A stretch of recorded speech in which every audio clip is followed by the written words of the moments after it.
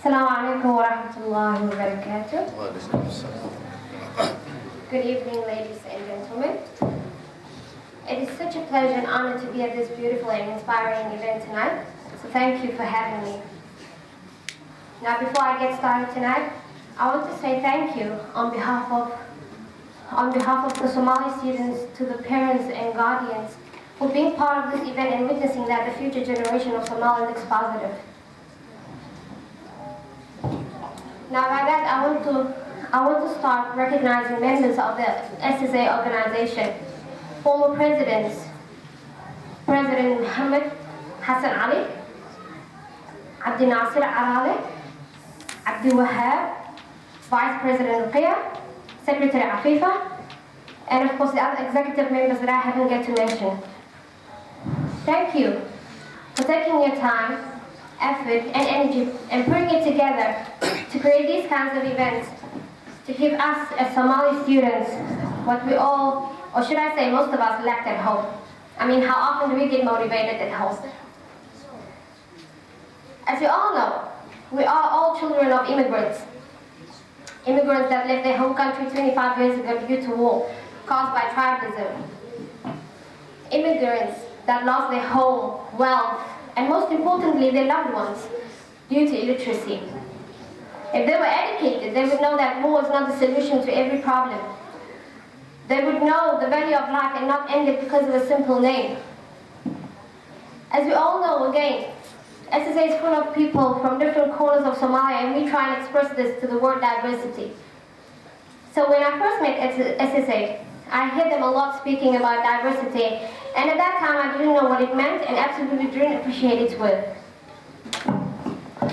You see, my definition of diversity at that time was maybe having people with different skin tones who were born in different countries or who speak different languages. And while that is a part of diversity, while that contributes to its meaning, it is bigger than that. More broadly, I think diversity can be defined as people who had different life experiences and struggles that I was not aware of. People who lived in different events that I have not been exposed to. And because of that, they have grown into people that think distinctly differently than the way I do. And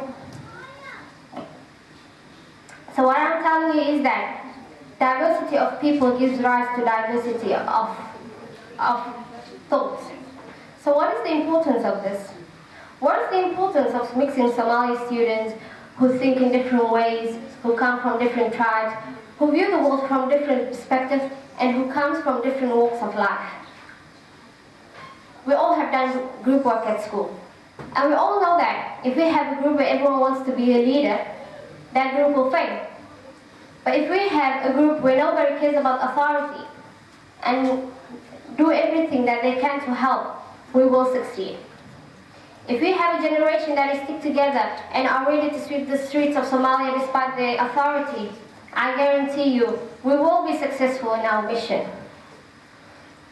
Considering our parents came from an entirely different background compared to the environment we find ourselves studying in, it may have seemed that Somali students here started off a disadvantage compared to the local students. Yet here we are, striving through academics and graduating every year, ready to live our walk in this world. It is noteworthy of celebrating that our youth can seek each other wherever they are, and they are capable of building support system and lending each other strength, such as it has been demonstrated by the SSA and by our collective joy for the graduates of 2016 today.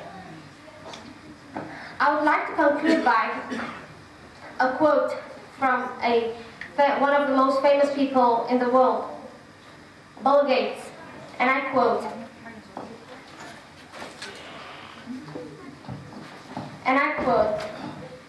he said that if you're born poor, it is not your fault. But if you die poor, it is your fault. I wouldn't use this as a meaning of poor or being rich or anything. As we all know that our background didn't really have an education. So if we die, if our background, we came from like a background where education really didn't exist.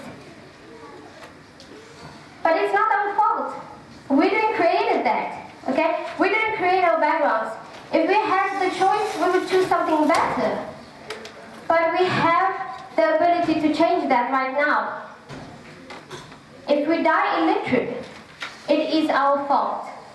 And we got nobody to blame for that because we have all the